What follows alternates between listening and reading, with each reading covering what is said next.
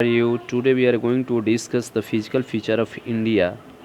This is part 3rd. Already we had discussed about the part 1 and part 2. Today we are going to discuss about the Himachal range and Shivalik range. This will be part 3rd. ये part 3rd होगा जिसमें हम लोग Himachal range और Shivalik range की बात करेंगे और पूर्वांचल की बात करेंगे। इससे पहले हम लोग हिमाद्री रेंज और हिमालय के बारे में फ़िज़िकल फ़ीचर्स को देख लिए थे। आज जो फ़िज़िकल फ़ीचर्स हिमालय का जो 3 रेंज है उसमें हिमाद्री की बात कर लिए थे हम लोग। आज हम लोग हिमाचल के बारे में बात करेंगे। तो हम जानते हैं, जैसा कि हम लोग जानते हैं कि जो हिमाचल रेंज है हिमालय का, इसको हम लोग लेसर हिमालय के भी नाम से जानते हैं, हिमाचल के भी नाम से जानते हैं और मिडिल हिमालय के भी नाम से जानते हैं। ठीक है, अब कह रहा है कि ये किस एरिया में है, तो the middle south of the Himadri range called the Himachal range.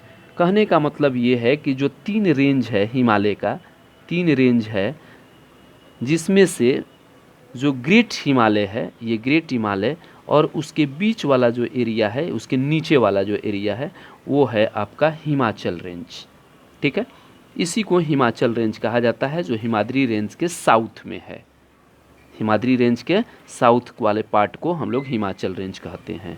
इसकी अगर एवरेज हाइट की बात की जाए सी लेवल से, तो 3700 मीटर से लेकर 4500 मीटर तक इसकी हाइट है, ऊंचाई है। और इम्पोर्टेंट रेंज की बात की जाए इसमें, ठीक है, इम्पोर्टेंट रेंज का, तो इसमें जो इम्पोर्टेंट रेंज है पीर पंजल है, जो जम्मू कश्मीर के एरिया में है।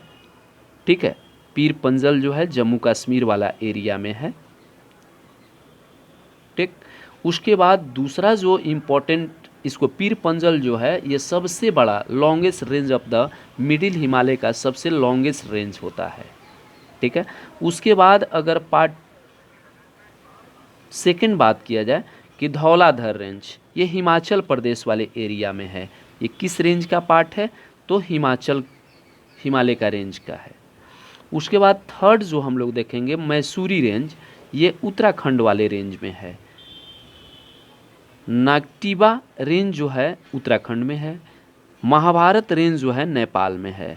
मेरा कहने का मतलब ये है कि जो हमारा हिमाचल रेंज है इसमें इम्पोर्टेंट रेंज 5 हैं। पीर पंजल हैं, धौलाधर हैं, मसूरी रेंज है, नागटिबा है एंड महाभारत रेंज है। दूसरी चीज़ इसमें और बात करेंगे कि इम्पोर्टेंट हिल स्टेशन कौन कौन है, तो शिमला, यानी जितने सुंदर सुंदर हिल स्टेशन है वो सब कहाँ है, हिमाचल रेंज के अंदर में है। वो शिमला हिल स्टेशन है, मैसूरी हिल स्टेशन है, नैनीताल हिल स्टेशन है, दार्जिलिंग है, अल्मोड़ा है। इसमें इम्पोर्टेंट हिल स्टेशन भी हैं। उसके बाद अगर हम बात करें, थोड़ा सा इसको फिगर के माध्यम से अगर हम समझें, तो आपको बता दें कि ये हमारा मेन ग्रेटर हिमालय है, उसके नीचे ये हिमाचल है और उसके नीचे जो है शिवालिक है।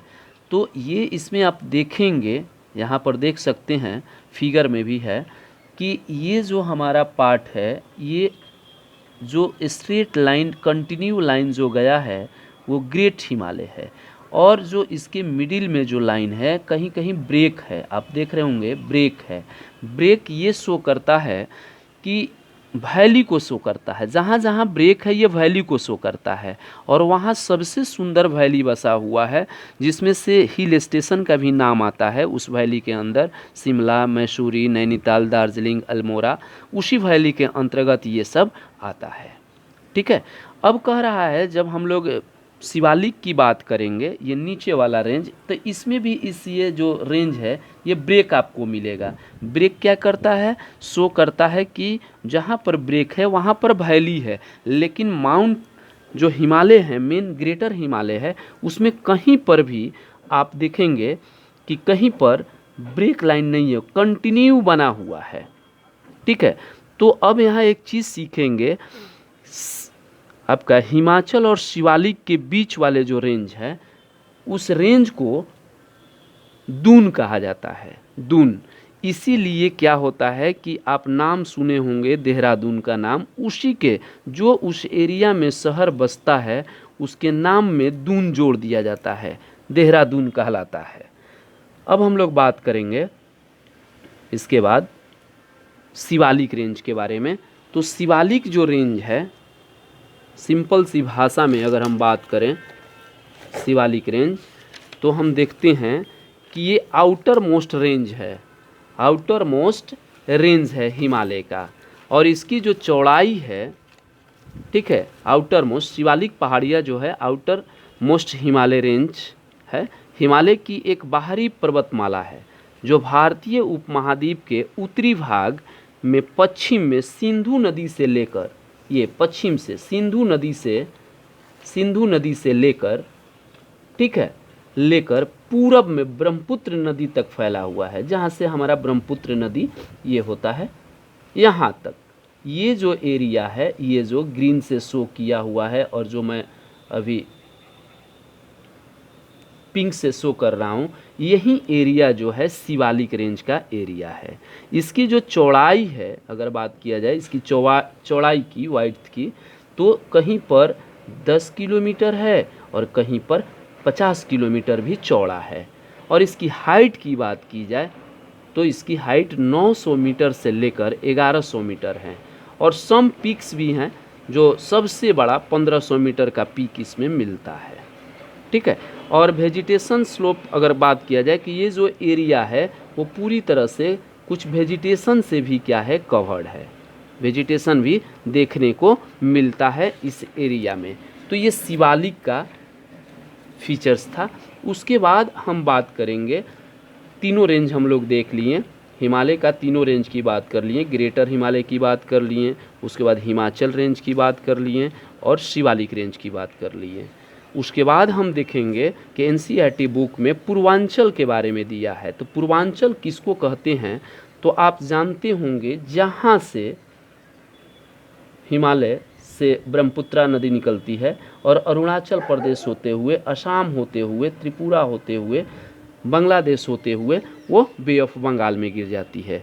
तो जो उसके ईस्टर्न साइड में, ईस्ट साइड में जो एरिया है, ये वाला एरिया, इसी को पूर्वांचल कहा गया है, इसी को पूर्वांचल कहा गया है। यानी the hill of the north eastern, ये नॉर्थ ईस्टर्न वाले पार्ट जो हैं वो क्या कहा गया है, पूर्वांचल के रेंज में आता है और उसको पूर्वांचल कहा जाता है। और हिल्स इज लेस देन, जो भी हिल यहाँ पर पाया जाएगा वो 3000 मीटर से उसकी ऊंचाई क्या होगी, कम होगी। और लोकेटेड की बात किया जाए कि ये पूर्वांचल किस एरिया में लोकेटेड है, तो हम बात करेंगे अरुणाचल प्रदेश वाले एरिया में भी है, देख रहे हैं आप मैप के माध्यम से देख सकते हैं, नागालैंड वाले एरिया में भी है, मणिपुर वाले एरिया में भी है, मिज़ोरम वाले एरिया में भी है और some part of the Tripura का भी एरिया में देखने को मिल रहा है। यानी जो 7 सिस्टर हैं, 7 सिस्टर में से 5 सिस्टर वाले जो एरिया है वहाँ पर हम क्या करते हैं, उसको हम शो करते हैं पूर्वांचल के रूप में। Local name of the Purvanchal, Purvanchal में इसका लोकल नेम पतकाई के नाम से जाना जाता है, बूम हिल्स के नाम से जाना जाता है, नागा हिल्स के नाम से जाना जाता है, मिज़ो हिल्स के नाम से जाना जाता है।